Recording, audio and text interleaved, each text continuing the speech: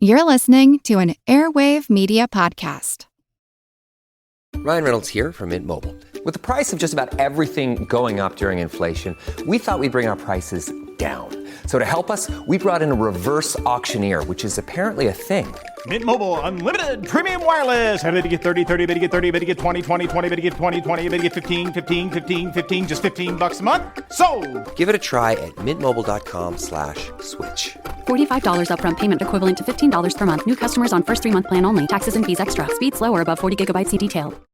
From the creators of the popular science show with millions of YouTube subscribers comes the Minute Earth podcast. Every episode of the show dives deep into a science question you might not even know you had. But once you hear the answer, you'll want to share it with everyone you know.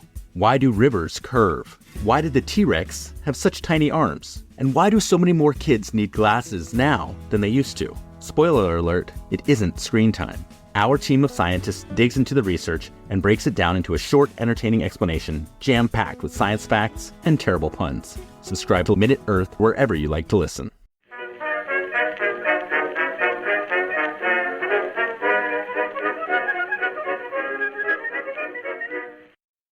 Hello everyone and welcome to History of the Second World War, episode 198, The Fall of France, Picking Up the Pieces. This week, a big thank you goes out to Bill, Ray, Kev, Andy, SL, and Quinn for choosing to support the podcast by becoming members. You can find out more about becoming a member over at historyofthesecondworldwar.com/members. While the events at Dunkirk were occurring in the last days of May 1940, in London and Paris, there were many decisions to make about the next phase of the campaign. The failure of Weygand's plan of a counterattack from the north and to the south of the German corridor that had cut off the French and British troops in the north meant that preparations had to be made for the expected German attack into the remaining areas of France. What was needed between the two allies was a singular purpose and the belief that together they could find their way through the coming crisis. Neither of those things were present between the British and the French governments after about the middle of May 1940. Among the French leaders, there would be a growing belief that the British had one step out the door and were going to abandon them as quickly as they possibly could, just like the BEF had abandoned the French during their time of need in Belgium. On the British side, after the initial shock of the German attacks wore off, there were many who believed that the only viable path forward for the survival of Britain was to stop the bleeding in France and to instead preserve and conserve whatever military strength Britain had left for the trials ahead. This is one of the ways in which the more pessimistic and soon-to-be better classified as defeatist French leaders like Weygand and Pétain were not wrong. They could see in the actions of the British that they were beginning to hedge their bets and to bias their actions towards reducing what might be lost in France. Whispers of betrayal and abandonment were not far behind.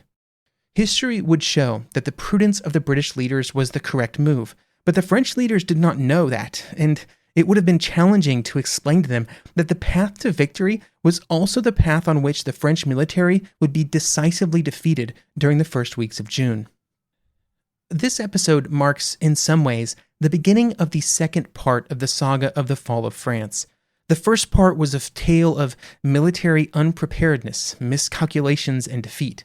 The second part has its own military failures, don't worry. But more importantly, those military failures would be accompanied by the complete and utter collapse of the French political will to resist. And in that collapse, two French names would stand out among the crowd in terms of how they would influence and interact with events: General Weygand and Marshal Pétain. Back on May 17th, General Weygand had been recalled from his posting in Syria to take command of the French army.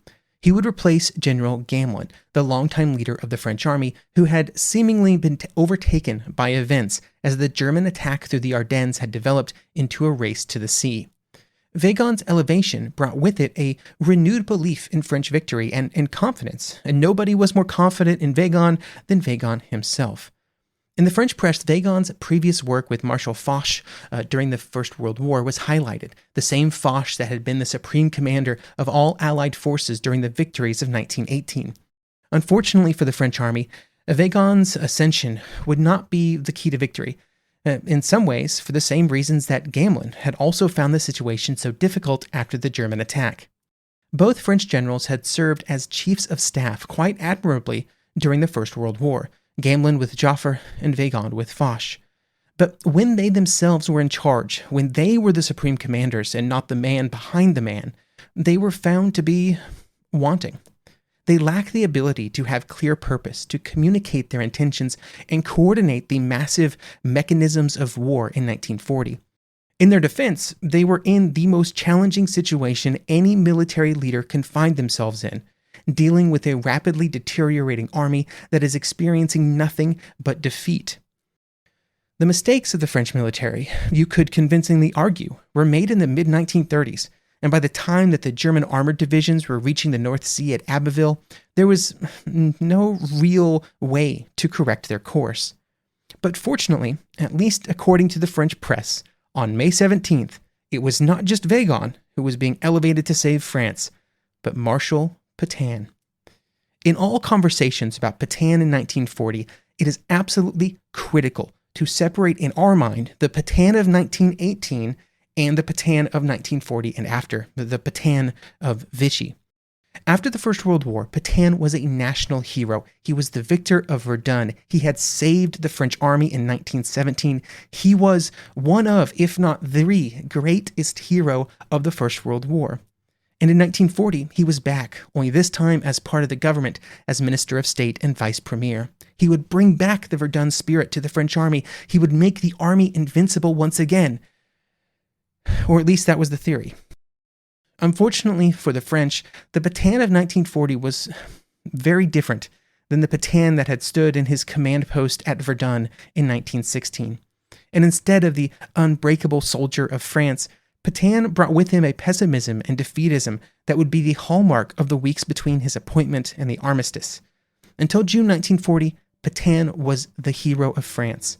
But in June 1940, he was kind of entering his villain era. Before 1940, Pétain was the victor of Verdun, the savior of France. After, he was the villain of Vichy, the Nazi collaborationist.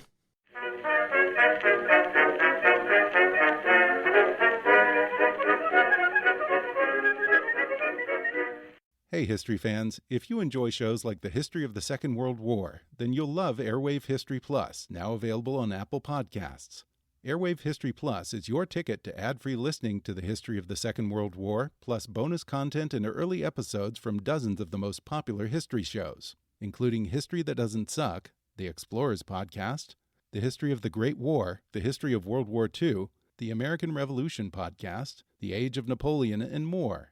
To get your free 7-day trial, go to the Apple page for the History of the Second World War and hit subscribe, or search Airwave History Plus on Apple Podcasts.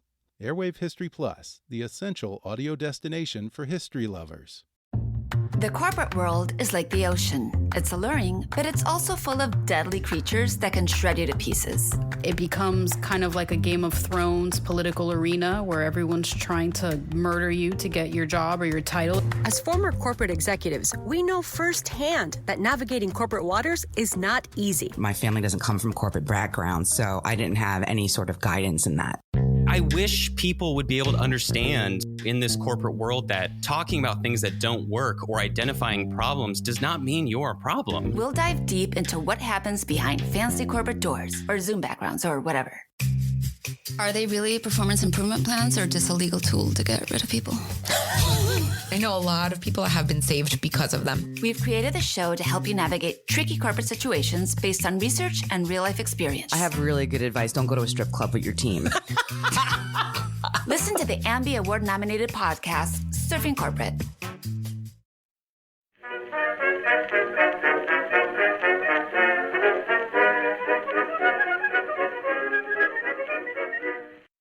While Weygand had arrived back from Syria riding a wave of hope and optimism, very few things would really go well for him as he tried to enact his plan to reverse the German successes in the first 2 weeks of the campaign.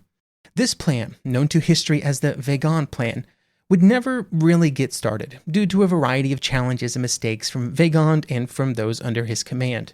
One of the perfect examples of the mistakes and unfortunate developments would be the meeting in Ypres on May 21st. This meeting, that we've talked about a little bit before, was supposed to be the meeting in which the Belgians, British, and French that had been trapped in the north all came together to prepare for a major counterattack to the south. But it would be a comedy of errors.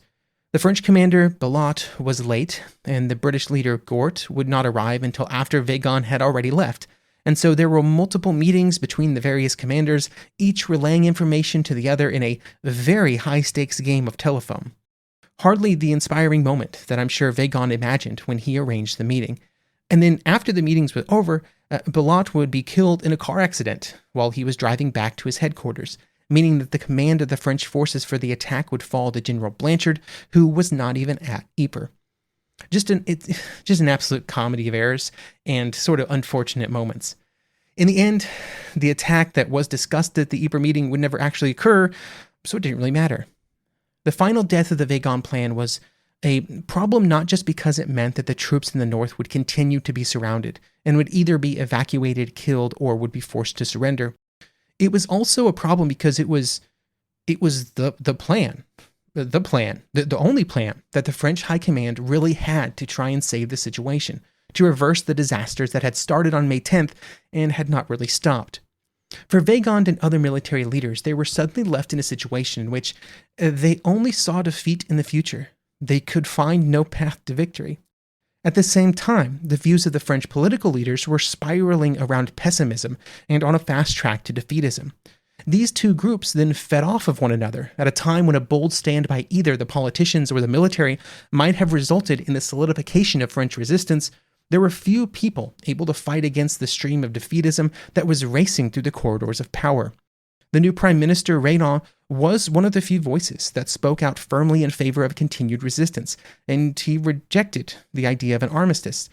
But looking at options to continue the war sort of was difficult, even if Renan was looking at things like moving to North Africa and taking advantage of France's colonies if the majority of France was overrun. Major General Edward Spears was, during these critical days, the representative of the Churchill government in France, and as such, he would be able to provide an interesting viewpoint on the conversations that were occurring at this time. In one instance, Spears would be in a meeting attended by many of the French leaders: Renan, Pétain, Weygand, Admiral Darlan of the French Navy, sort of all the major players. Also in attendance was Major Fauvel, a representative from the headquarters of General Blanchard, the commander of the French forces that were at that time with the BEF in the north. Spears would later say, quote, "The idea of defeat, or even the shadow of such an idea, never crossed my mind. But as Commandant Fauvel told his story in fragments, revealing an appalling state of affairs, and as I realized that his catastrophic defeatism seemed to some extent at least to be accepted as a reflection of the real position, I felt cold fingers turning my heart into stone. In my view, nothing short of throwing Fauvel out of the window would have been adequate." End quote. Now, Spears may have been moved to this view due to the fact that Fauvel clearly advocated for a French capitulation as soon as possible. During this meeting, Spears would also claim that Weygand told Renan that this war is sheer madness. We have gone to war with the 1918 army against a German army of 1939. On one hand, that's pretty solid analysis there by Weygand, and would be the basis of many criticisms of the French army, its leadership, and its preparations after the war.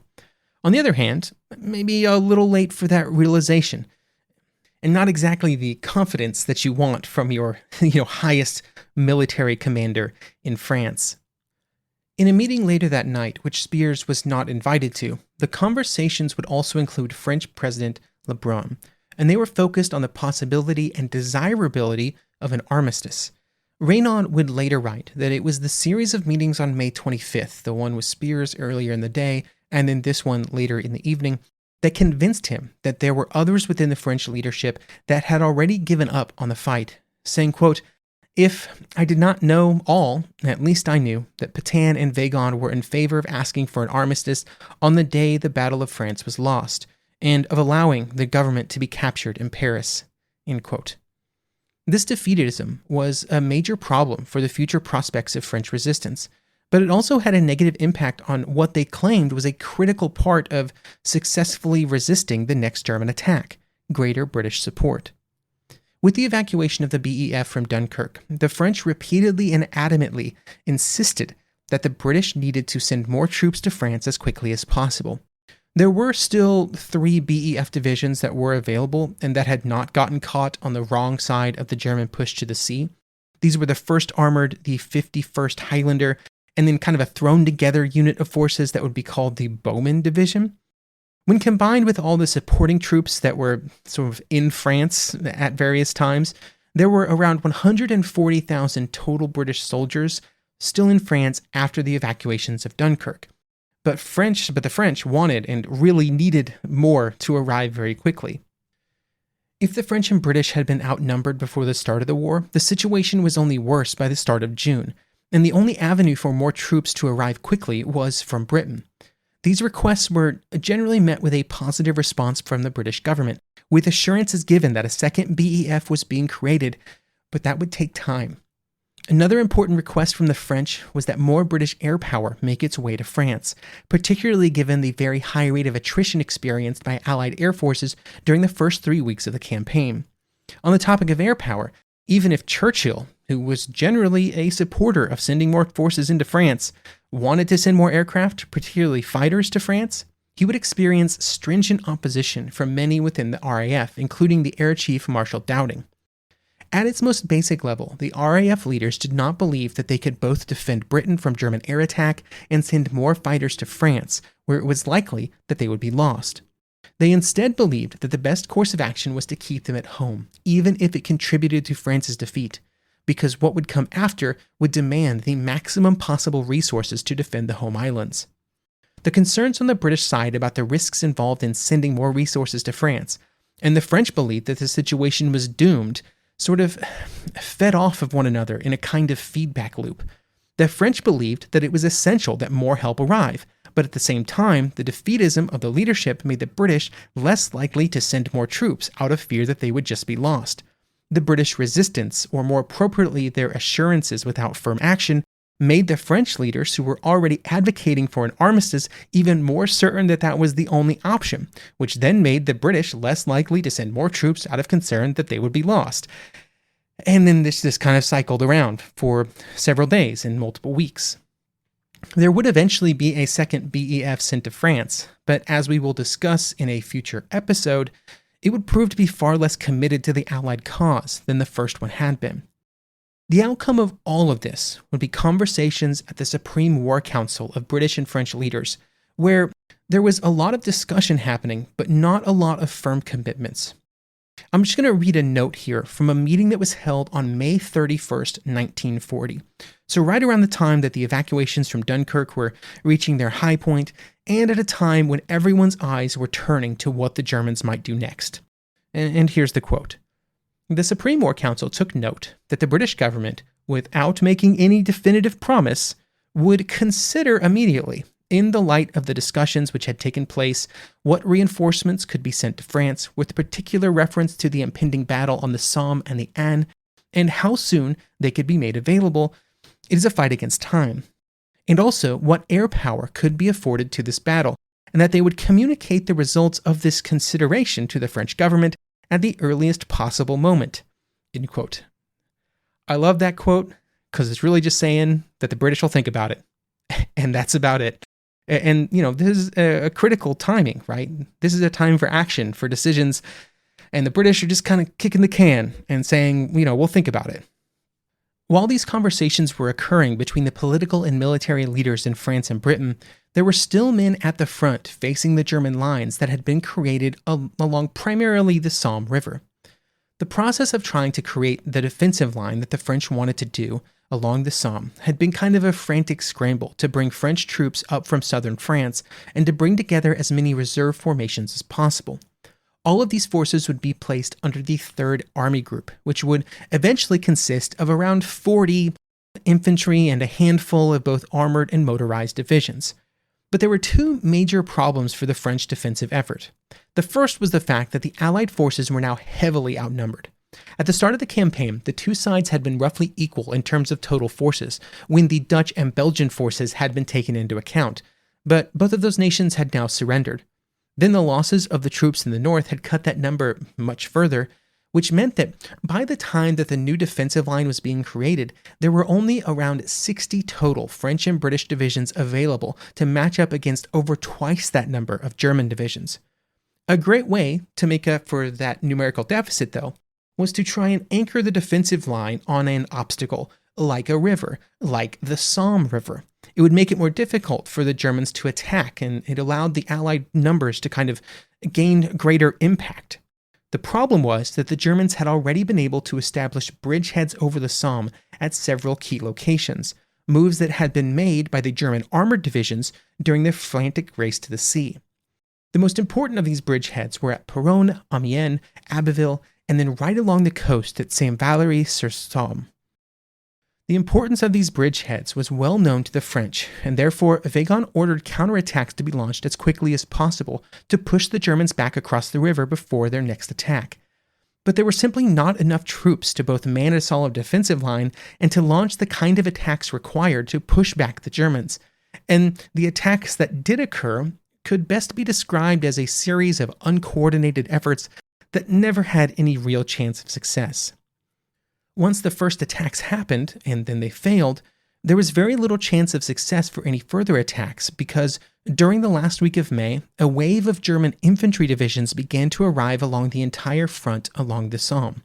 These were the infantry divisions that had been marching hard to the west since the beginning of the campaign, and they were able to take over the line from the various armored and motorized divisions that had been holding the bridgeheads.